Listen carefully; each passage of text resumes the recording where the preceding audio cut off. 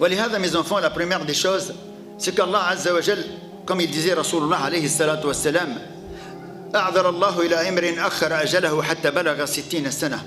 Allah il a donné toutes les excuses. Toutes les excuses. Il n'y a plus d'excuses pour la personne qui est arrivée à 60 ans et qui n'a pas réussi à se repentir, à revenir à la case départ. Limada, parce que maintenant mes enfants, si vous vous repentissez, si je me repens avant la mort, Allah il m'efface tout ce que j'ai commis comme péché. إلا من تاب وآمن وعمل عملا صالحا فأولئك يبدل الله سيئاتهم حسنات وكان الله غفورا رحيما. Sauf ceux qui se repentissent, qui croient en Dieu, ceux-là, Allah subhanahu wa ta'ala, il change leurs mauvaises actions en bonnes actions. Mes enfants, la chose la plus importante, c'est la peur de mal finir ma vie, avant de vous expliquer comment ça se passe au niveau de la mort réelle. Al-khawf min su' al-khatima, la peur de justement mal mourir. Wa la tamutunna illa wa antum muslimun. Allah il nous recommande de ne mourir que musulmans ou musulmanes. Hudhayfa ibn al-Yaman, vous savez c'est qui Hudhayfa ibn al-Yaman? C'est ce compagnon qui était digne de confiance, à qui le prophète alayhi salatu wa salam lui a donné la liste de tous les hypocrites. C'est l'homme de confiance de Nabi sallallahu alayhi wa sallam. Il est en train de mourir, 'inda al-ihtidar. Cet homme-là, il fait partie des compagnons les plus proches de Nabi alayhi salatu wa salam. Il est avec Ibn Mas'ud, il est avec cet autre compagnon qui est Ibn Mas'ud, radiyallahu anhum ajma'in. Il lui dit, Qum fa'anzur, lève-toi et va regarder. Qum fa'anzur ayyu sa'a hiya. Il n'avait pas de montre, ils n'ont pas de portable comme nous maintenant. Il lui dit, lève-toi et va regarder quelle heure il est là. Faqam Ibn Mas'ud, thumma ja'a.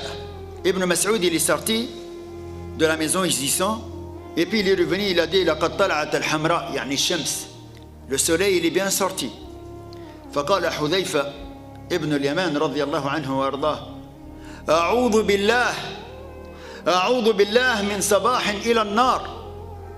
Je demande protection à Allah Azza wa Jal d'une matinée qui pourrait être peut-être une source d'aller directement en enfer. لماذا؟ لأن النبي عليه الصلاة والسلام, il nous a informé mes enfants, من مات فقد قامت قيامته.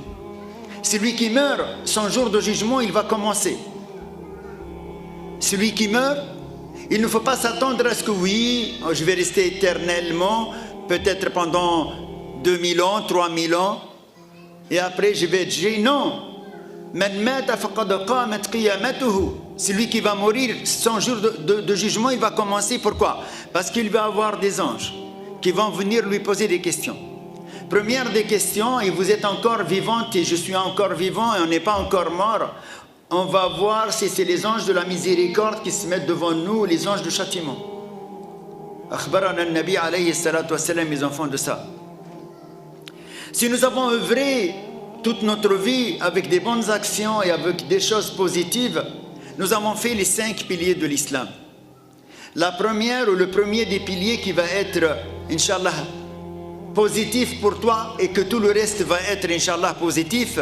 Après shahada, quand tu es musulman et musulman, as-salat. Man saluhat salatuhu saluha sa'iru amalih. Le prophète sallallahu alayhi wa sallam, il dit après, tout ce qui est basé sur la réussite de tous tes projets, c'est ta prière. Si ta prière a été correcte, tout le reste va être correct. Quand on va mourir, mes enfants, les anges de la miséricorde viendraient pour prendre notre âme, en nous disant Allah takhafu wa la tahzanu, n'ayez pas peur, ne soyez pas tristes. Nahnu awliya'ukum fil hayati dunya wa fil akhirah. Nous sommes vos tuteurs. Fil hayati dunya, dans la vie ici-bas. Wa fil akhirah, vous savez, fil hayati dunya, avant la mort. Les savants, ils ont expliqué avant la mort. C'est-à-dire qu'avant la mort, Allah subhanahu wa ta'ala يثبت الله الذين آمنوا بالقول الثابت في الحياة الدنيا. Allah subhanahu wa ta'ala va faire résister, mon frère et ma soeur, ton cœur pour que tu puisses trouver cette parole que le prophète alayhi salatu wa salam nous a enseignée en nous disant Man kana akhiru kalamihi min ad-dunya. C'est lui qui dit la dernière parole de cette vie ici-bas, La ilaha illallah mukhlisan dakhala al-jannah. C'est lui qui va dire la dernière parole de sa vie ici-bas, avant de mourir, La ilaha illallah. avec sincérité, il sera parmi les gens du paradis. Allahu Akbar. Mais mes enfants, est-ce que c'est facile de dire la ilaha illallah? Wallahi, c'est pas évident. Au moment où on va mourir, c'est pas évident. Par Allah Azza wa Jal. Par Allah, c'est pas facile. Man kana akhiru kalamihi min ad-dunya la ilaha illallah. Il est en train de mourir. Et ils sont venus voir, ça se passe à Marseille. Ils sont venus voir à la mosquée. Kalou ya sheikh, ya sheikh. L'homme, il est en train d'agonir. Il est à l'agonie, il est en train de mourir. Vous pouvez envoyer un groupe. Kalou na'am. Ils ont envoyé une équipe, 4-5 frères, mashallah, musulmans. Il est en train de mourir. Et le Nabi alayhi salatu wa salam, mes enfants, nous a enseigné à ce moment-là qu'est-ce qu'il faut faire. Et je vais vous choquer quand je vais vous dire qu'est-ce qu'il faut faire et qu'est-ce qu'il ne faut pas faire. Par Allah Azza wa Jal, vous allez être étonnés, mes enfants, sur ce que je vais vous dire. Ce moment-là, c'est un moment essentiel pour la réussite ou l'échec de toute la vie éternelle de chaque musulman et de chaque musulman. Il ne faut pas le rater. C'est le moment où tu vas dire, la phrase clé pour aller éternellement au paradis ou en enfer. فهي جنة أو نار فريق في الجنة وفريق في السعير. Il n'y a pas autre chose.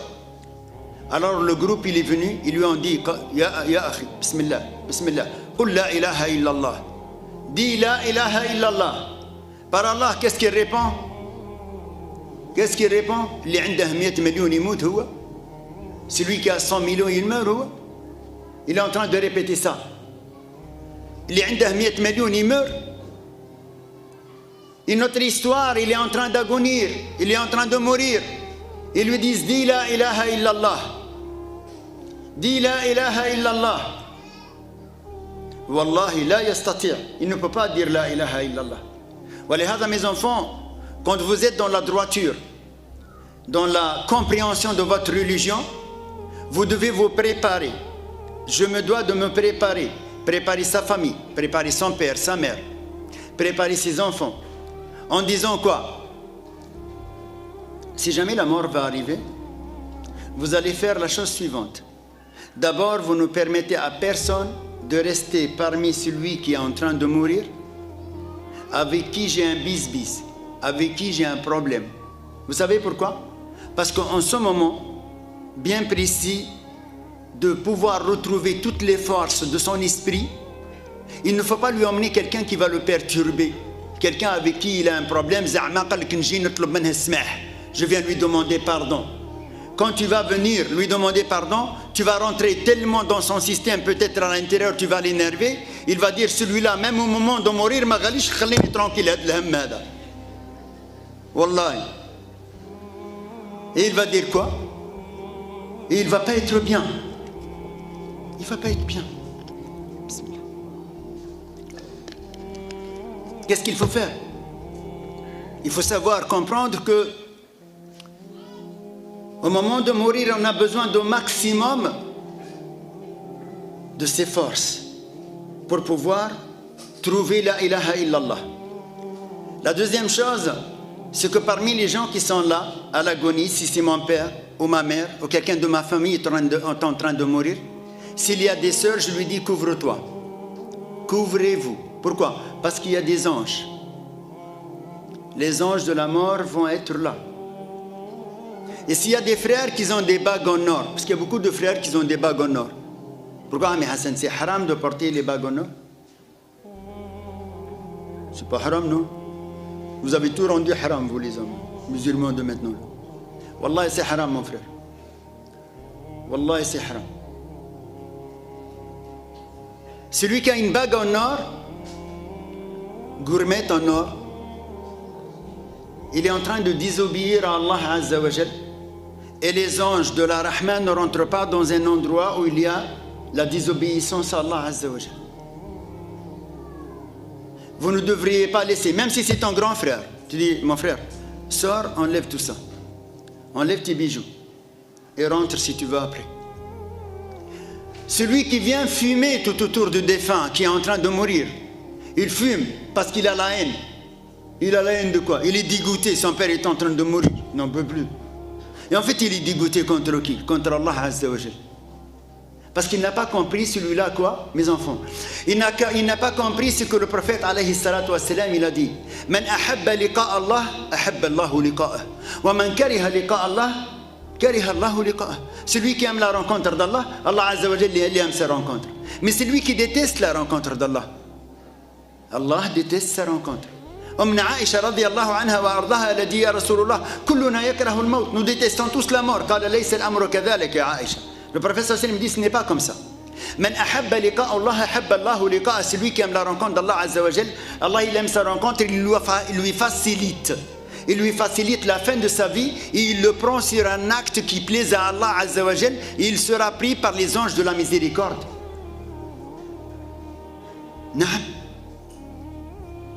Voilà, mes enfants, parmi les choses qu'on se doit de connaître par Allah azza wa jalla. Vous vous rendez compte? Salat al-janaza, la prière de défunt, la prière du mort. La toilette mortuaire. Hein, vous allez tous mourir un jour ou l'autre, on va tous mourir. Vous savez qu'on va mourir. Vous le savez ça. Wallahi, c'est une vérité. Allah il a dit innaka mayyitun wa innahum mayyitun. Vous allez tous mourir, on va tous mourir. Donc il va falloir quand même que je ne sois pas bête pour ne pas me préparer pour ça. Taïb. Quand est-ce que ça va venir? Allahu a'lam. Mais tu te dois de te préparer à l'avance pour que tu n'aies pas de mauvaises surprises et préparer toutes les personnes autour de moi à pouvoir me laver, me nettoyer, me faire ma toilette mortuaire. Comment la préparer? On n'est pas encore arrivé à la mort. Tout ce préparatif-là, ça prend dans notre religion, mes enfants, de notre vivant. Et nous devrions tous et toutes, mes enfants, faire une pause, wallahi, faire une pause de préparation à connaître tout ce qui est rituel au niveau de la mort du musulman, de la musulmane.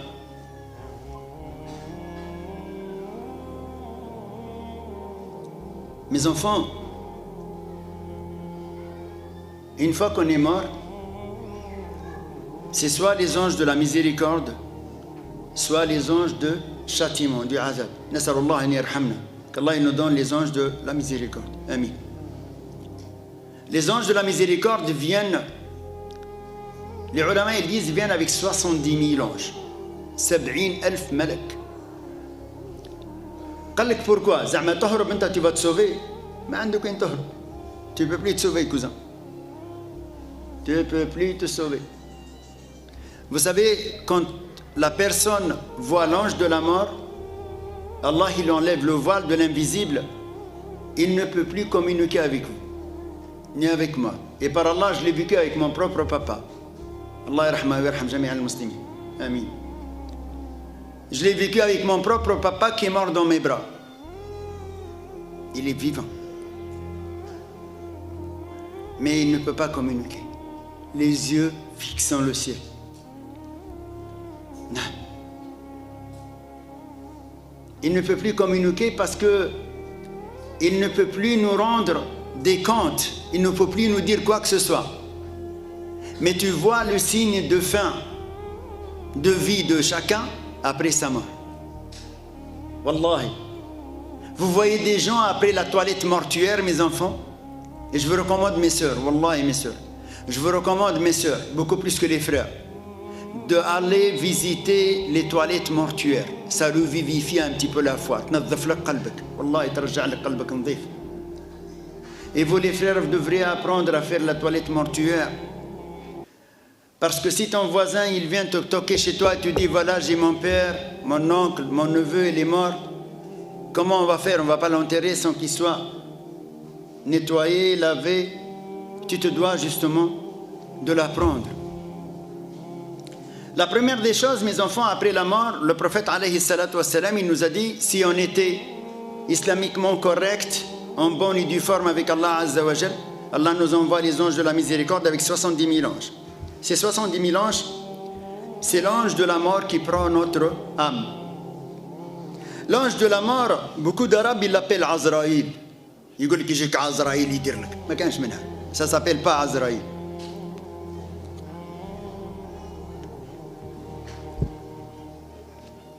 Et là, je vais vous raconter une petite blague. C'est une femme. Une femme, elle a eu un...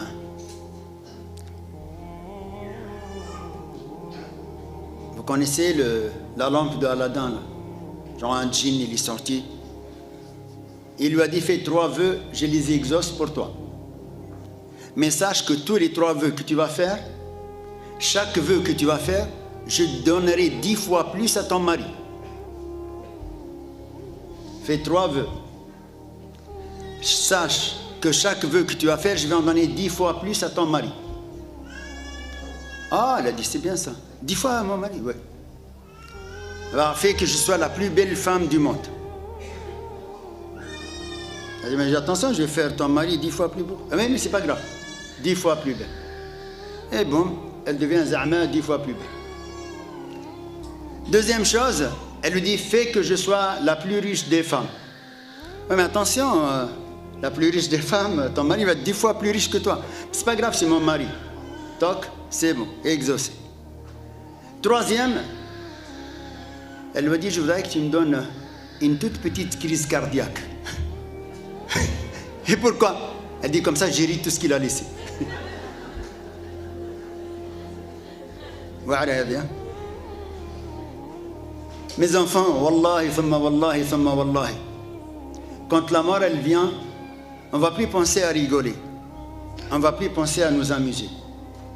إذا جاء ملك الموت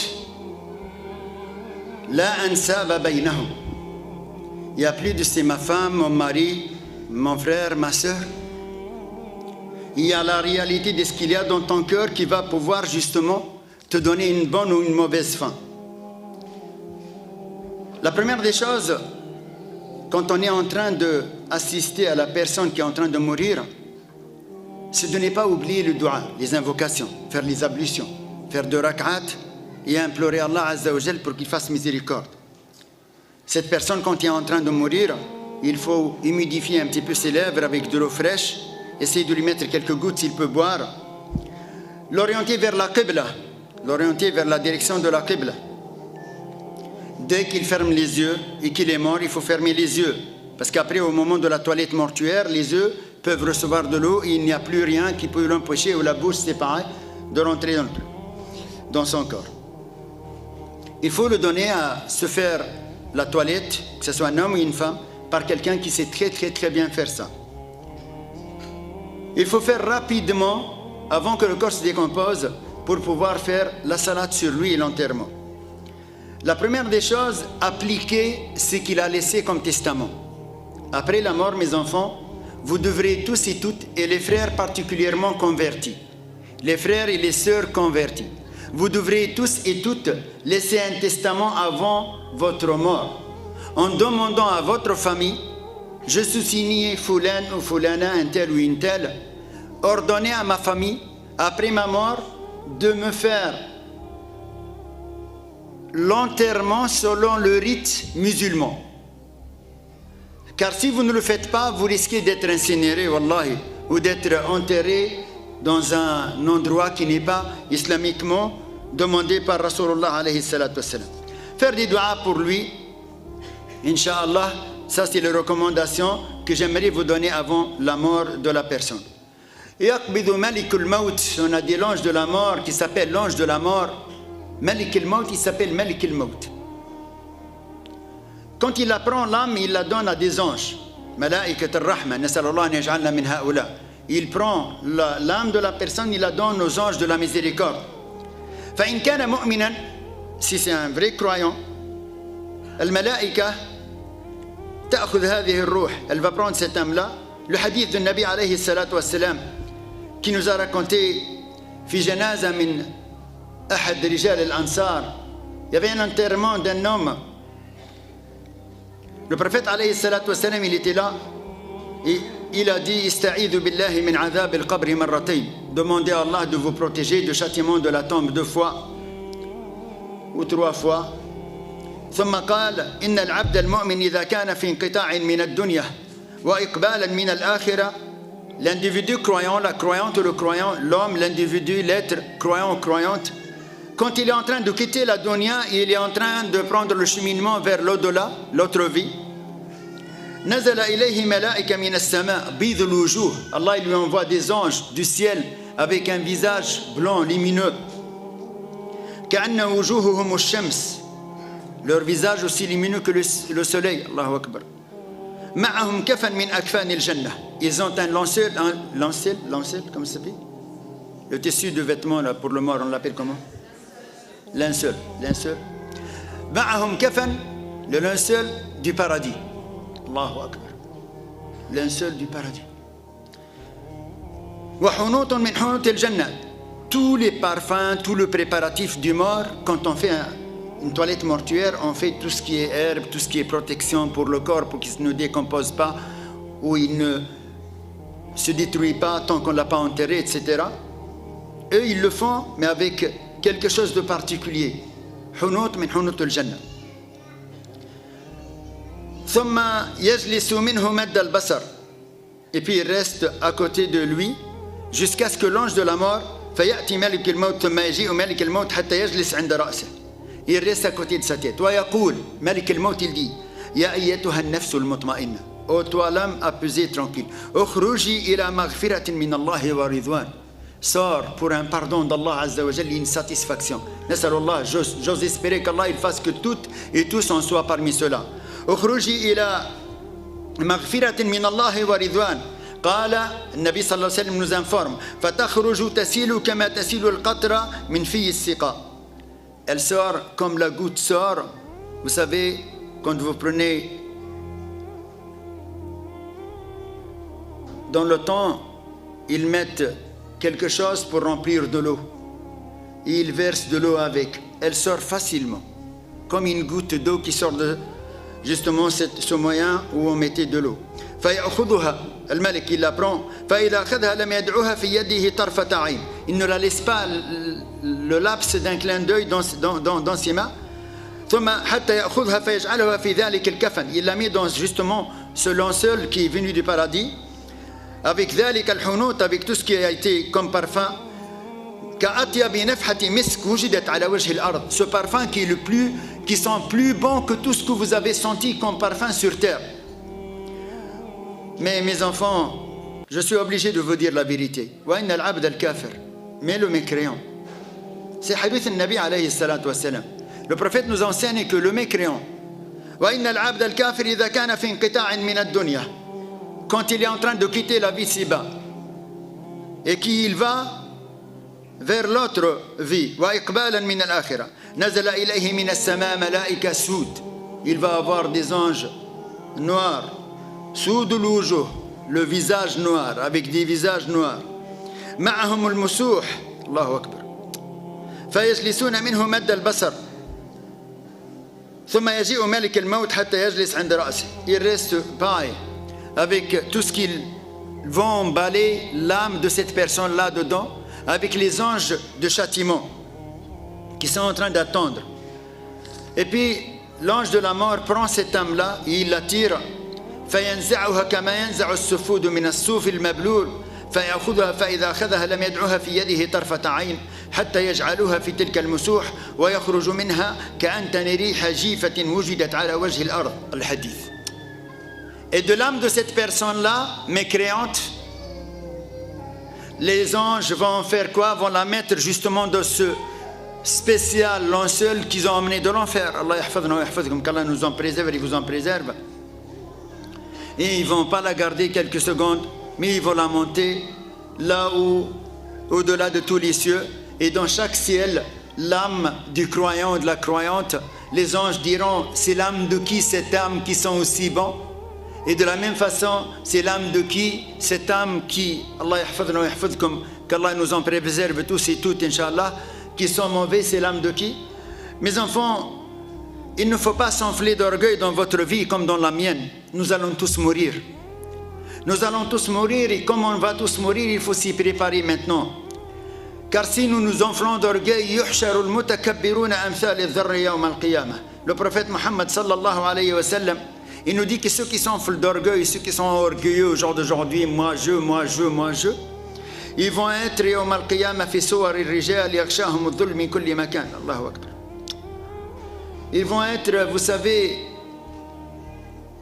dans une situation d'humiliation. Les gens marchent sur eux.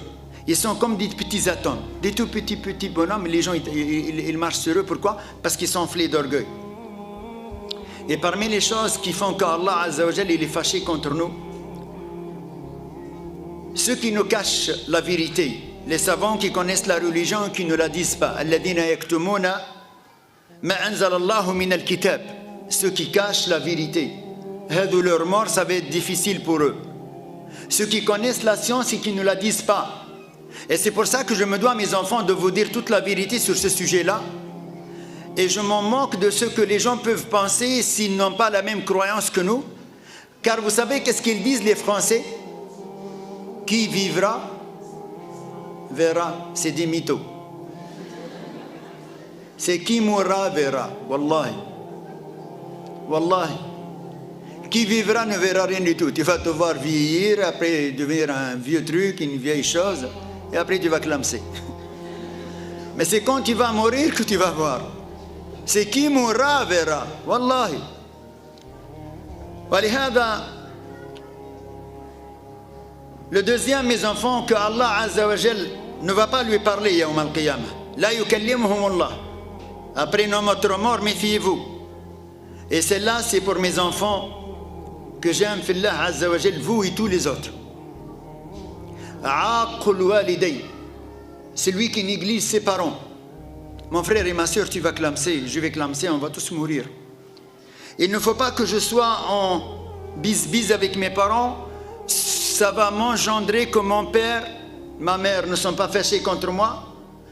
Wal jannatu tahta aqdami al-ummahat. Vous savez tous et toutes que le paradis se trouve sous les pieds des mamans. Et vous savez tous que le prophète alayhi salatu wassalam, il a dit walidaka jannatuka wa narak. Tes parents, ce sont ton paradis ou ton enfer. Donc il ne faut pas être en porte-à-faux avec vos parents. Il ne faut pas que vous fassiez quelque chose qui va fâcher vos parents, qui va courroucer vos parents, qui vont faire des doigts contre vous parce que leur doigt il est accepté par Allah. Wallahi. Wallahi. Vous savez que le prophète alayhi salatu wassalam, il nous a dit méfiez-vous de 7 péchés capitaux. Ijtanibu sab'a al-mubiqat. Ijtanibu, évitez. As-sab'a al-mubiqat, les 7 péchés capitaux. 7, vous connaissez le film 7? Wallahi. Mais ces 7 là, elles sont tellement importantes parce que c'est le prophète alayhi salatu wassalam qui l'a dit. La première est shirk billah. Vous savez c'est quoi shirk billah? L'association. Vous connaissez l'association? Sur la tête de ma mère, c'est de l'association. Combien d'Arabes elle jure sur la tête? وراس وليداتي العزاز عليا وراس محمد هذاك ولدي. Mohammed il est plus aimé à son cœur qu'Allah Azza wa Jal. Pas Mohammed Rasulullah, c'est Mohammed son fils. Wallahi. Et bien هذا من كان حالفا فليحلف بالله ومن حلف بغير الله فقد أشرك. Celui qui est mushrik, quand il va mourir, il va mal mourir, il ne va pas bien mourir. Celui qui est aq li walidayh, il ne va pas bien mourir. Il ne va pas trouver la ilaha illallah. Parmi les choses que le prophète alayhi salatu wassalam, il nous a dit, la première des péchés capitaux, ashirk billah. La deuxième, uququl walidayn, négliger ses parents. Wallahi mes enfants. Il y a beaucoup d'autres choses dont je ne vais pas vous en parler toutes parce que le temps est court. Mais mes enfants, je voudrais vous interpeller sur une chose importante.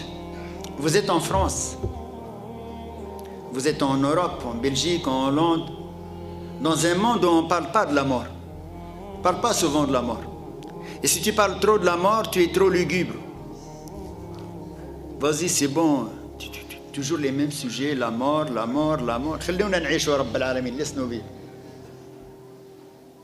Qu'est-ce qu'il a dit Rasulullah alayhi salatu wassalam? Akthiru. Ça veut dire quoi akthiru? Parlez souvent. Kithru. Akthiru min hadim al-ladhat. Hazim al-ladhat. Hazim, c'est celui qui gâche les plaisirs. Si quelqu'un il est en train de manger un repas, masha'Allah, magnifique, et tout d'un coup on vient, on lui dit ta mère elle est morte, Allah yastir, ou la ton père il est mort, et qu'est-ce qu'il va dire? C'est fini, il ne peut plus manger, il ne va pas dire écoutez, laissez, je finis le repas, après je vois ce sujet-là. Il lève la main, il ne peut plus manger. Donc c'est ce qui a gâché le plaisir, c'est la mort. Voilà mes enfants, Haroun al-Rachid, vous entendez parler de Haroun al-Rachid? Vous connaissez les mille et une nuits là? Alf Layla wa Layla? Wallah, c'est une histoire montée de toutes pièces, c'est un mensonge. On racontait que Haroun al-Rachid, il avait des femmes tout autour de lui, et soi-disant, la femme doit lui raconter une histoire. Sans ça, une fois qu'elle a fini l'histoire, il la zigouille, za'ma yuqtalha. Et elle est restée donc 1001 nuits. C'est qui? Comment s'appelle la femme qui est restée avec Haroun al-Rachid? Comment elle s'appelle? Shahrazad. Taïb. Haroun al-Rachid, c'est pas vrai. Tout ça, c'est un mensonge. Haroun al-Rachid, c'est un savant musulman. Wallahi, mes enfants. C'est qu'un khalifa. C'était un khalifa. C'était le commandant de tous les croyants.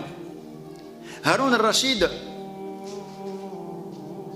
Cheikh Kishk rahmatullahi ta'ala alayhi, un savant musulman égyptien rahmatullahi ta'ala alayhi, qui est mort, qui était un aveugle, qui est mort en prosternation yawm al-Jumu'ah.